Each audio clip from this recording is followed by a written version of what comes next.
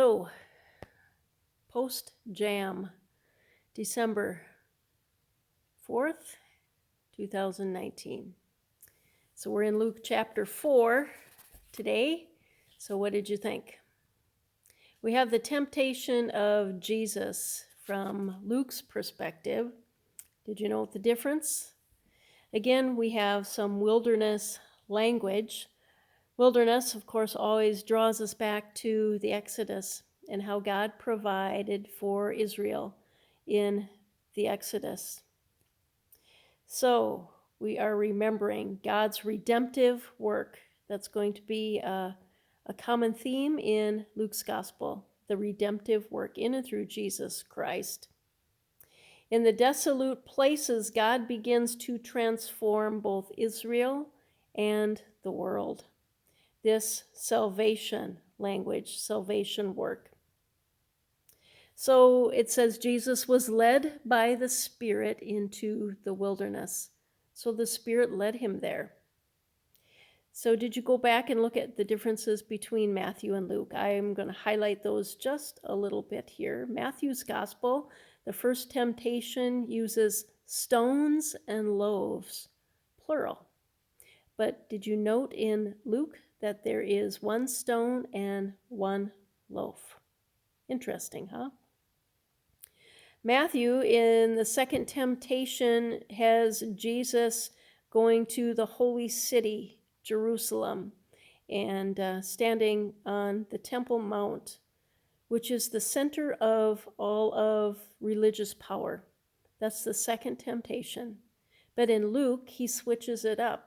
And the second temptation is all of the kingdoms. The devil takes Jesus to the high mountain and says, all of these kingdoms can be yours if you just bow down and worship me. The kingdoms in this case was Rome, power, culture. How often does culture speak to us as well and beckon us for it to be God? We talked about that a little bit, God with a capital G versus all of these little gods. So the second temptation in Luke is all the kingdoms in all of the world. And so the devil is inviting Jesus to change his identity from the Son of God to worshiping Satan. The third temptation in Matthew's gospel is the kingdoms then. And then the third temptation in Luke is the holy city of Jerusalem. Also in Matthew's gospel, at the end of that, angels came and ministered to him. And in Luke's gospel, we hear the words, Satan left him until the next opportune time.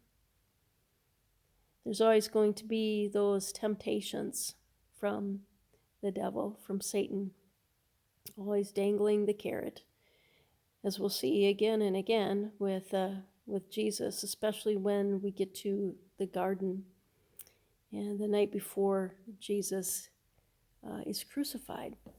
The devil also tempts him then. So who has the power? That's what it boils down to. Who has the power? God or Satan? And Jesus says God is the one that's all powerful.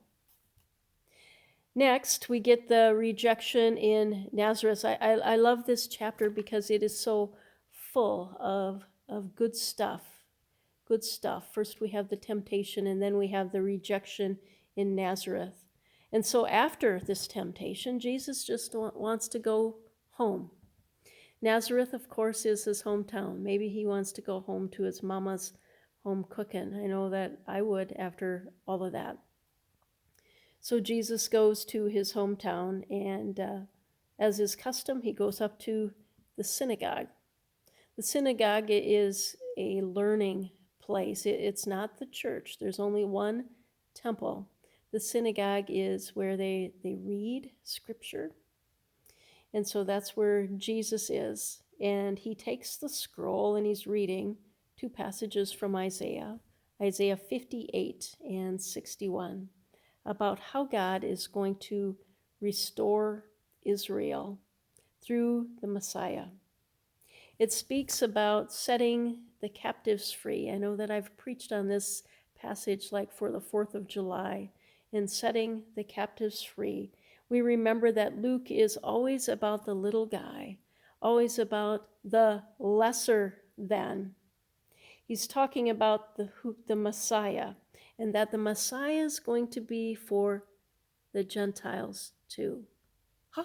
What's that you say? Not just for the Jews, not just for Israel. Well, that got all of the religious leaders' attention right there. And Jesus also says, oh, by the way, the Messiah is being fulfilled right here and now because I'm the Messiah. And so, what do? They run the hometown boy out of town. They take him to the edge of town and they try to run him off of a cliff. But Jesus escapes. He disappears. We don't know exactly what happened. If he just got caught up in the crowd and he slipped away, or if God kind of made him invisible. We don't know. But anyway, Jesus did indeed get away. You see, the hometown religious leaders wanted Jesus to stay. They thought they had the inside track, that he was going to be all for them, that he was just going to be their pastor mainly, But Jesus says that's not the mission here. The mission is also to take this message to the Gentiles, the non-Jews, and that really, really ruffled the feathers. After that, we get the man with the unclean spirit. That story. Even the demons know who Jesus is, don't they? They identify him as the Son of God. And so we get that story, along with the story of Simon's mother-in-law and healing. Jesus commands the fever to leave her, and immediately she is healed. And I always chuckle at this part because after that, she gets up and she cooks them a meal. Here she is on her deathbed, and Jesus heals her, and then it's time for some good lunch, right? But the thing is, that was a sign of hospitality. So that's what they did. Anyway, here in chapter 4, it's pretty action-packed.